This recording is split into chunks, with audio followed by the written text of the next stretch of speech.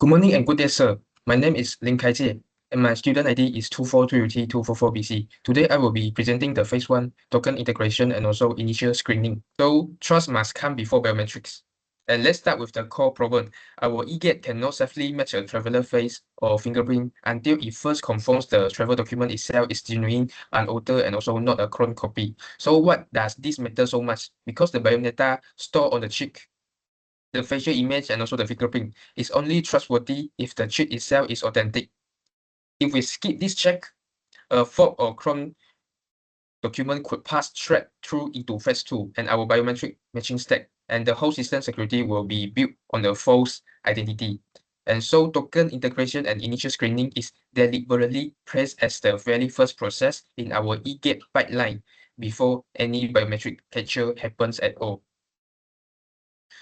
So I will explain the two types of identity tokens.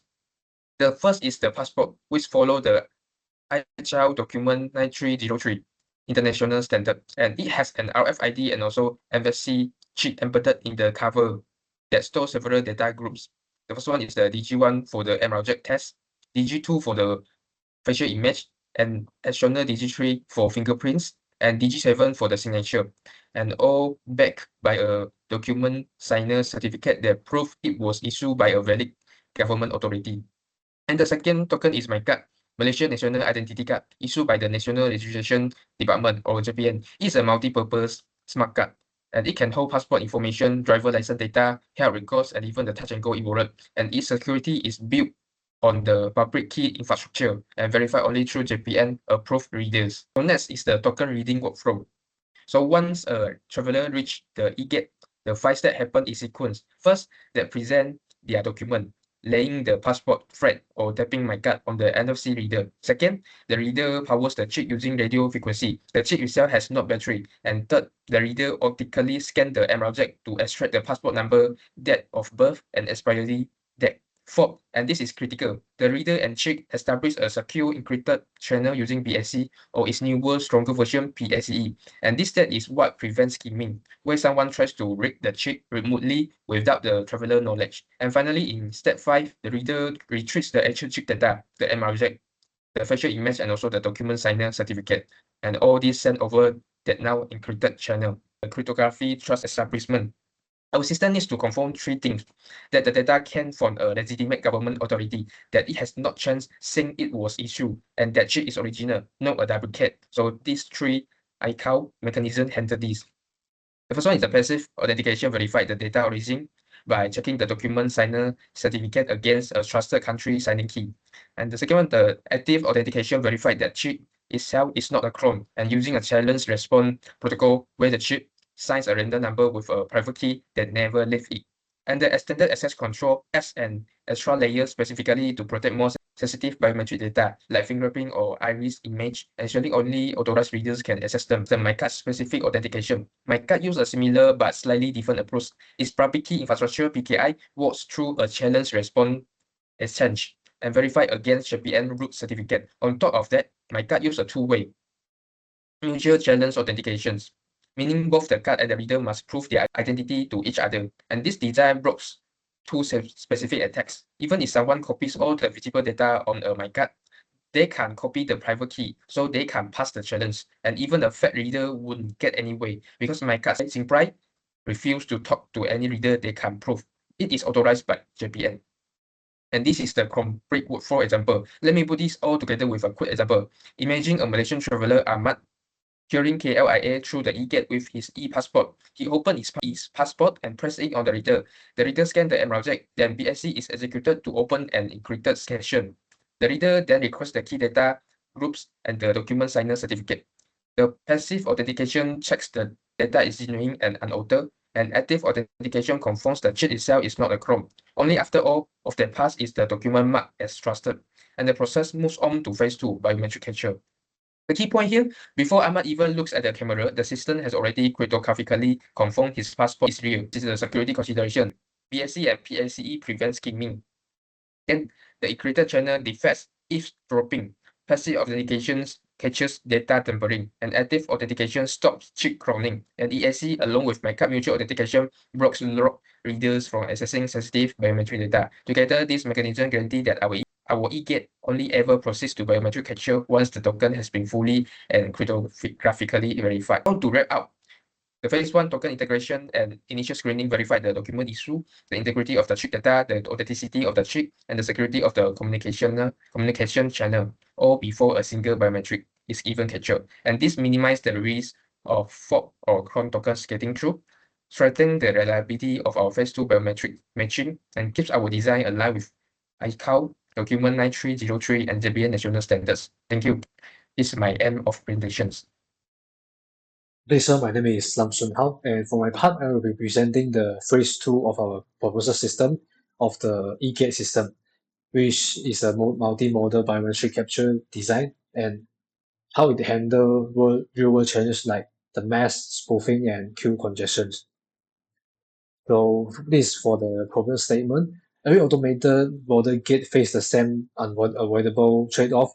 If we set a threshold that is too strict, the force rejection rate is increased. But if we loosen the threshold, it keep the line moving, but the acceptance rate is increased also.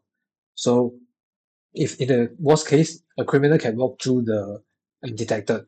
So our answer will be to add more independent evidence through multimodal fusion, so we don't have to choose. So this will be the biometric model that we choose is face plus iris, because we evaluate all 7 standard biometric criteria for face, iris, and also fingerprint. So the fingerprint is eliminate the earliest.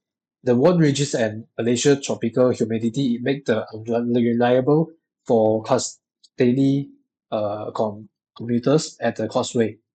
So for the face, it gives the fast and non-cooperative capture, and it's also the easiest among these three to spoof with the photo and video.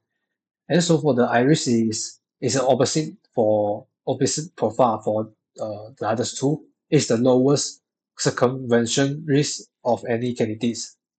So pairing them with face keep the line moving, and also the iris will is the accuracy to the system and also the security backbone to actually protect the watch list check. So this one will be the occlusion handling, where mask, sunglasses, and also heavy makeup are the biggest cause of the force rejection nowadays. So our solution is a dual path architecture. One path is for processing the full face, and the second path will be only the periocular regions. So when the system detects the lower face as occluded, it doesn't feel, but it dynamically shift the weight towards the periocular path. In practice, this take mass-induced accuracy degradation from 36.78% to 1.79%. Yeah, so the next one will be the fall independent check, because none of this matter is a system that can be fooled by a photo and also printed contact lens. So we run this fall independent liveness check in parallel, that following the ISO international framework lah. So this all 4 steps must pass before even matching begins. So the first one will be the randomized challenge response that defeats all the static photos. Second step will be the temporal analysis that cache video replay through blink and also optical flow patterns. The third step will be the pupillary reflex under infrared light, catch anything that isn't living alive. So the last step will be the texture analysis that catch the printed or also the textured contact lens iris. So the next part will be the gate recognition. So for this part is the most e-gate is do not have this function, that when a traveler are still in the queue and before they even reach the gate yet, so there will be some cameras that extract their gates or walking patterns and their features, and also cross-reference against them in watch lists in real time. So no correlation needed and also no extra time needed.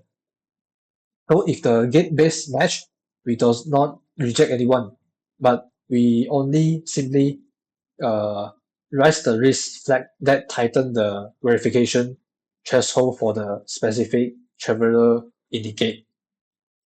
Layering on this on the top of the face only recognition, add a measure 2.31% improvement in identification rate.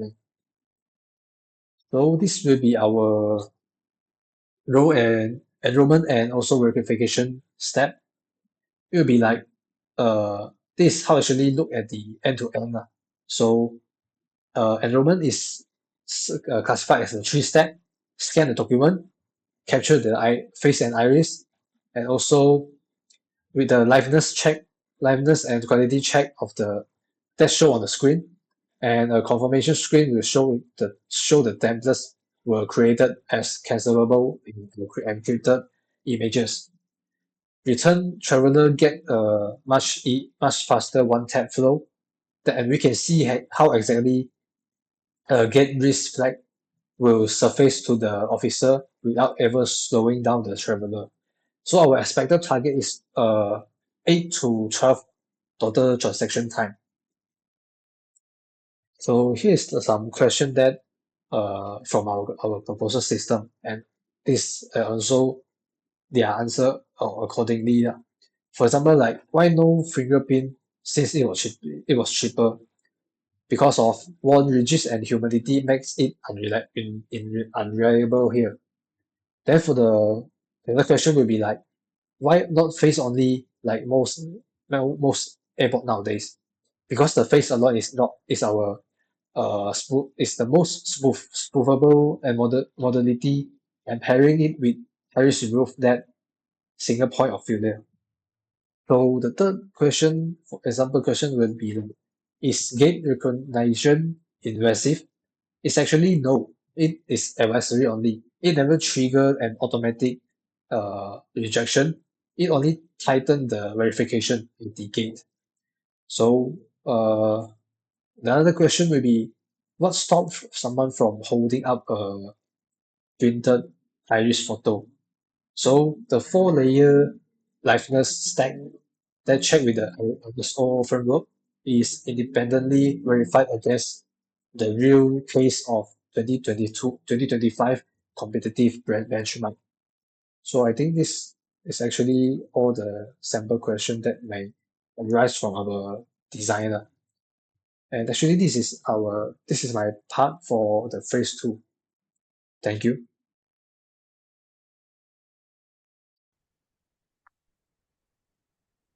Hi, my name is Aida Sakina binti Kahirul, and for my section of the presentation, I will be focusing on the performance and metric analysis of the proposed system.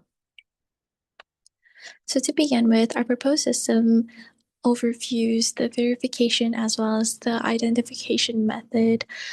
So for the verification method, which is a one-on-one method, the system will authenticate the travelers using secure tokens, i.e. their e-passport or MyCard, via cryptographic protocols such as BAC and PACE. Meanwhile, for the identification process, which is a one-to-N method, it will match the biometrics against national watch lists and is currently optimized by gate recognition for pre-gate risks alert. Moving on for the performance tuning, it will overview three methods, which is FAR, FRR, and ER. One of the main challenges of the system is to balance the high security with high throughput in order to prevent any congestions during lines, in order to access the biometric recognition gates.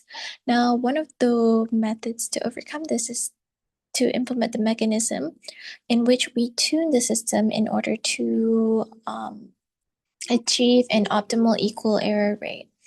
With that, we would also implement dynamic weighting, which prioritizes the modality quality, i.e. the face versus iris, and will dynamically change in order to maintain any accuracy during the occlusion.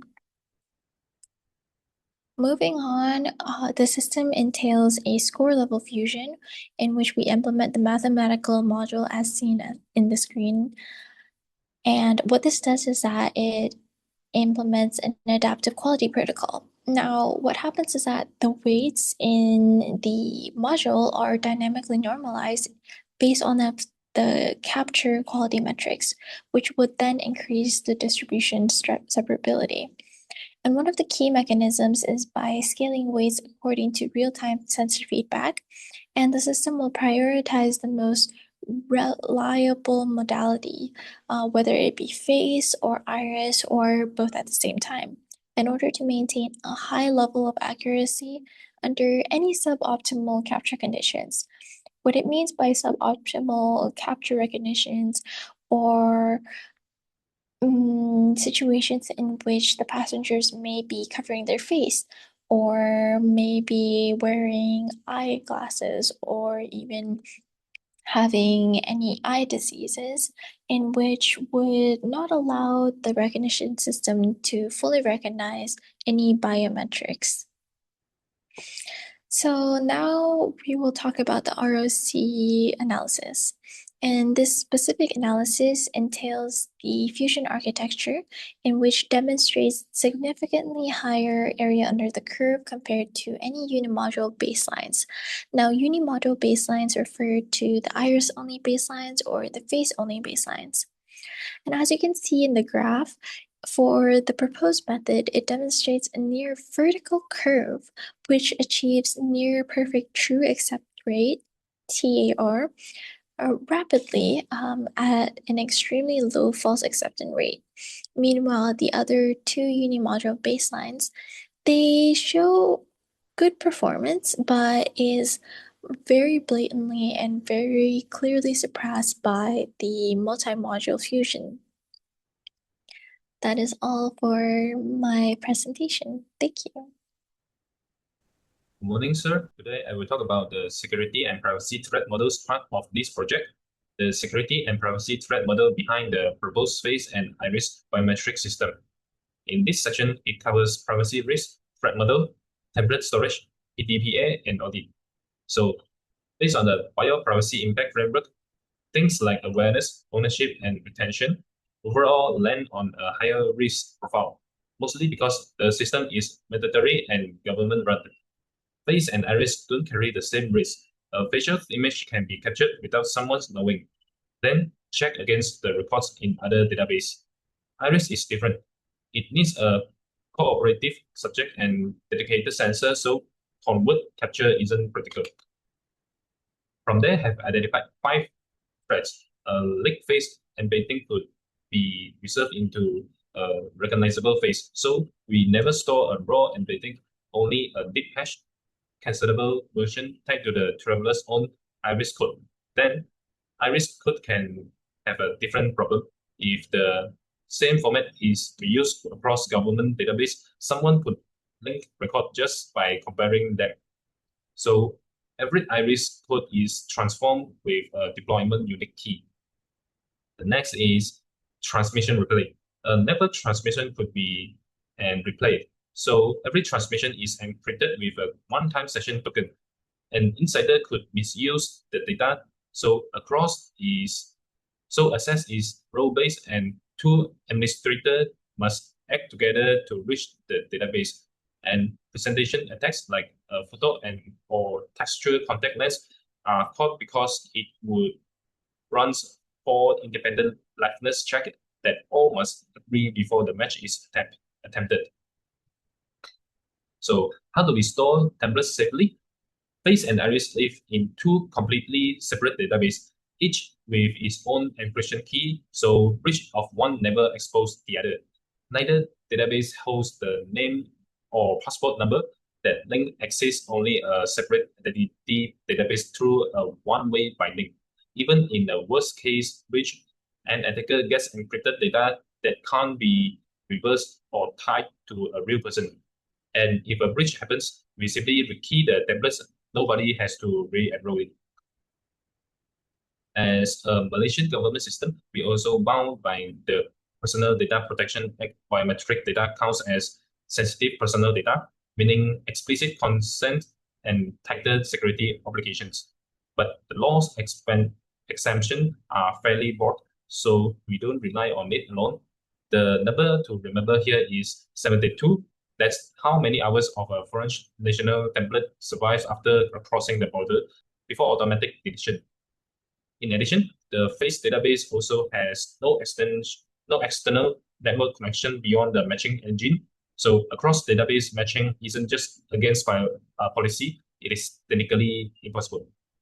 So finally, every officer and administrator operates under an authentication, authorization, and counting framework. Officer or log in with a smart card and PIN, no biometrics, to keep staff data separate from traveler data. A gate operator only ever sees a match or not match result, and every action is written into a blockchain with cryptographic hash and giving supervisor real-time visibility and investigators a record they can trust. So to bring it together, we treat face and iris differently because they carry generally different risks.